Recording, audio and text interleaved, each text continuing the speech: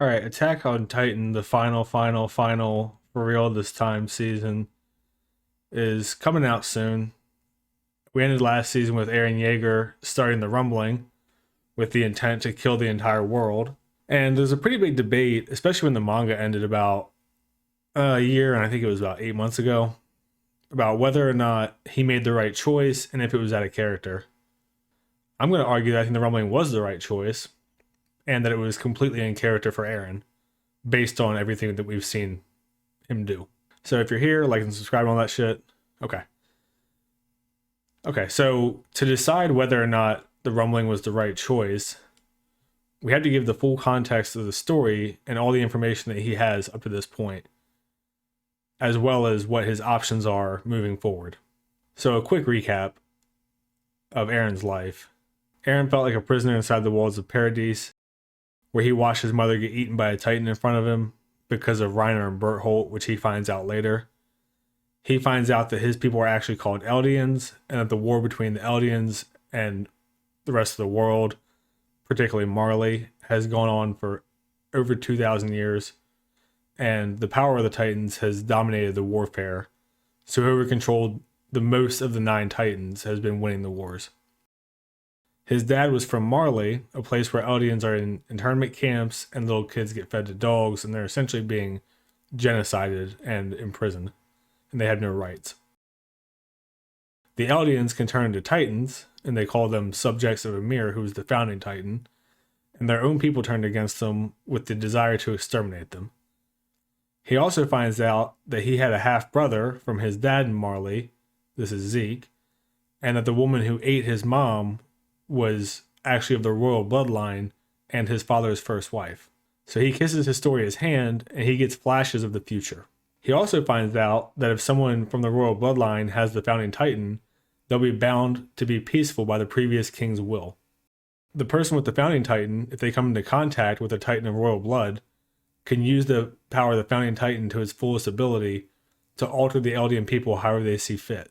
So at this point, he lives in Marley for a few years to see how his people are treated, and he sees them using the Eldians as suicide bombers, sacrificing them in war, turning the kids into warriors who become the Titans, and making them hate Eldians by brainwashing them. The Titans can only live for 12 years, so they're pretty much sacrificing these kids' lives also.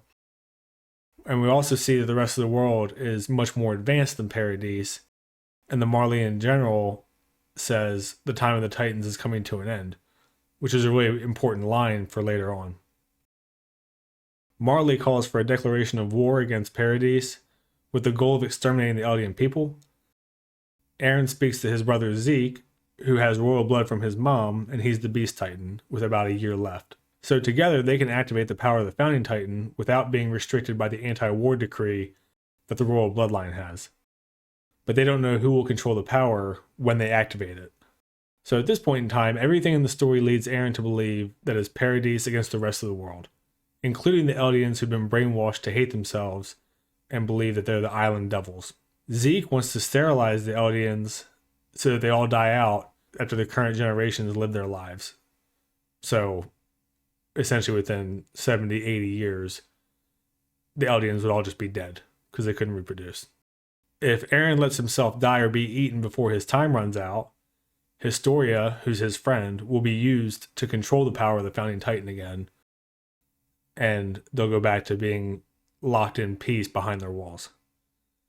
If the people of Paradise do nothing but live on their island, the threat that the rumbling presents will no longer be a deterrent, because soon the technology will surpass the Titans, which is what we see in the Marley arc. So we get a 4-year time jump. This is after season 3. This is after Armin gets the Colossal Titan in the story. They've found out about Marley and their history and stuff at this point. So we get this 4-year time jump where Reiner and the Beast Titan get pretty hurt finishing up a war that was caused because Marley lost some of their Titans. So the other countries that they had taken control of felt like they were weak and used that time to try to attack and revolt. So after the declaration of war, Eren attacks Marley and destroys their port to buy Paradise time. Zeke and Eren get together at Paradise with the intent of activating the power of the Founding Titan. Zeke with the goal of sterilization, Eren with the goal of protecting the Eldians and his friends from the rest of the world. At this point, Eren only has two choices: let the Eldians and everyone he cares about die, or kill everyone else before they can kill the Eldians. Peace is not an option that he has, as far as he's concerned, and I actually agree. The rest of the world wants the Eldians dead, specifically the ones from Paradise Island.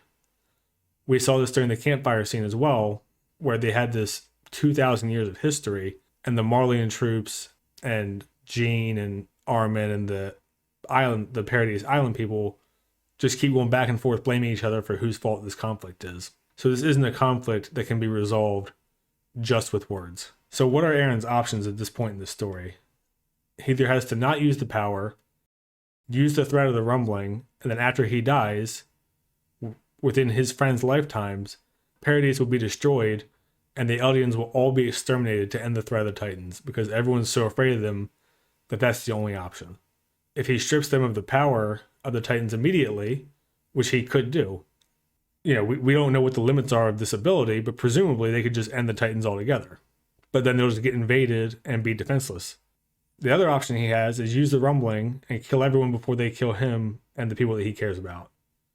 If his friends turn against him because they don't want to support a genocide, the world is still going to be in shambles and the threat of the Titans will be over, and they'll have a chance to negotiate for peace as people who are heroes now and rebuild a completely destroyed world. He doesn't really have any other options, because if he lets his time run out or does something to kind of defang Paradise Island, they'll be exterminated. And we get a flashback before he starts the rumbling, where he talks to Mikasa and he asks, "What am I to you?" and she says, "Your family." But a part of this also that we see in this flashback is there's a group of Marleyans who want to treat the Eldians that they've had in their internment camps better. Like, they want to get them human rights, which they haven't had. And essentially they're like, look, they haven't been persuaded by the island devils. We think they could function in our society. We should give them rights. And even the ones who are on the side of giving some of the Eldians human rights all are in agreement that the Paradise Island devils have to be killed, because that's the world they lived in.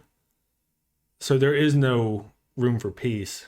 And essentially the technology line is such a big deal, because once the Titans have lost their threat, if you let technology get to the point where they can fight the Titans and stop the rumbling through weaponry, then they'll just invade and kill all the Eldians anyway.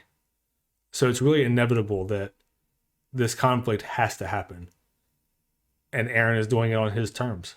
This is kind of like a situation where one country has nukes and says, just leave us alone and we won't use them. But everyone else is so afraid of the nukes that they want to acquire them or something better. So it's an arms race, really. And now, we see these anti-Titan rounds. We see the anti-Titan gun that shoots Eren in the final season part 2, which is where he starts the rumbling. The fact that there's guns and cannons and tanks and all this stuff in the works means that very soon the Titans will be irrelevant. And when the Eldians have no power on the island, they'll be exterminated. That is an inevitability in his mind. And they don't really show anything to convince him otherwise. I mean, his people were being essentially enslaved in internment camps, used as fodder for war, treated like subhumans. So I don't think there is another reasonable solution, especially based on what he knows at the time. So I've seen a lot of people call Eren a villain also. I don't think I would call him a villain. I wouldn't call him a hero, but he's essentially somebody who got stuck between two terrible choices, and he's choosing himself and the people that he loves over everybody else. And, you can get into a philosophical debate about whether or not that's the right thing to do, but letting everyone die because you don't want to hurt other people who want to hurt you is not something humans really do if they had the ability to protect themselves. If you wanted to get really theoretical with it, I guess you could argue that, well, less people will die if he just lets the Eldians on the island die. But I don't really think that's a very good argument, because being outnumbered by enemies who are attacking you doesn't just devalue your own life because of math. I mean, if 10 people attack one person and the one person can kill them, they don't have any obligation to die for them when they're not the one instigating it. And at this point, 2,000 years down the road, both sides have done all kinds of shit to each other. So there's not really a clear instigator, but there is one side that has overwhelming force when the Titans are taken out of the equation.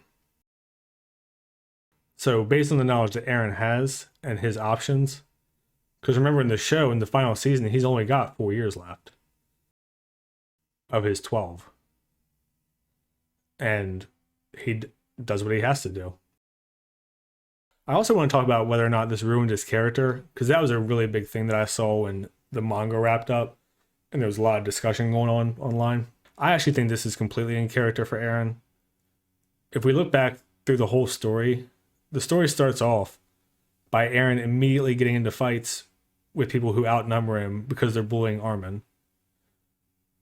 You know, obviously the Titan introduction is the wall collapses, and he says his entire motivation is, I'm going to kill all the Titans.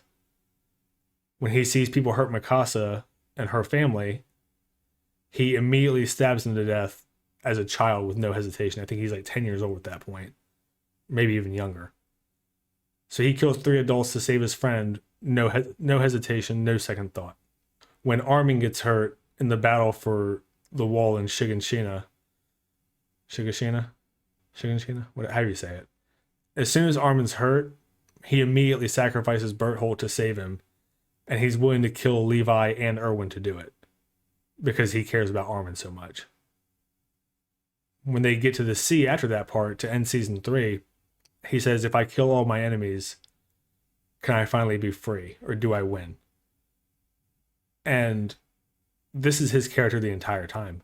He's never been motivated by some noble goal for world peace or anything like that.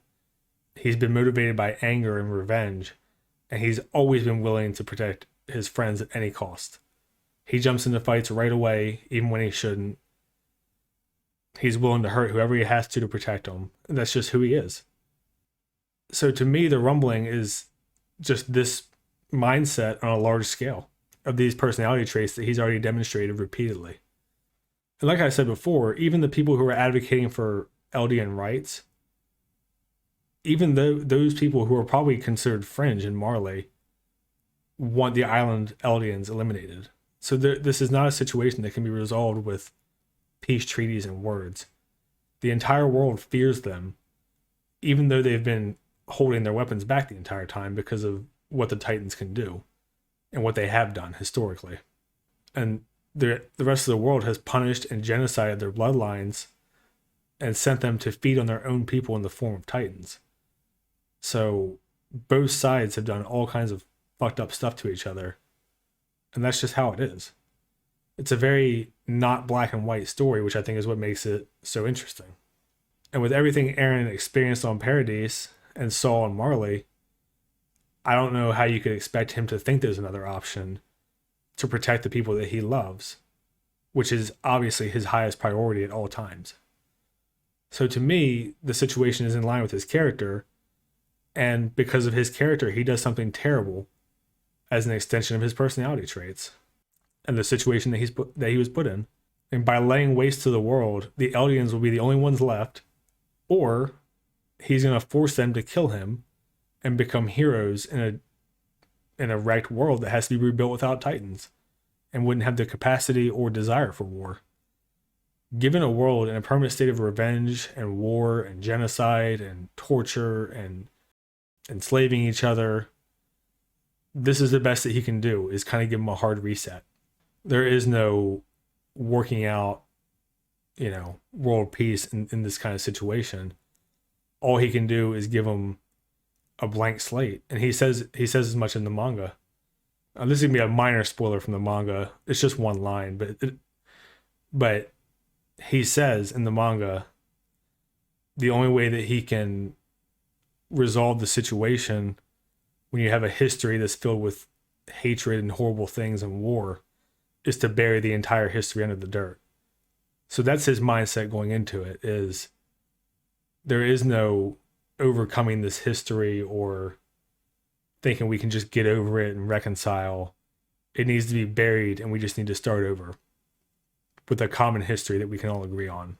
And obviously, that common history after the rumbling would be that the world was almost destroyed by Eren, who's the villain, and that the rest of the world worked together to save it. So, yeah, I think that I wouldn't call it the right choice, but maybe the only choice that he has, or the best choice he has, considering his values. So that wraps it up for me on this one.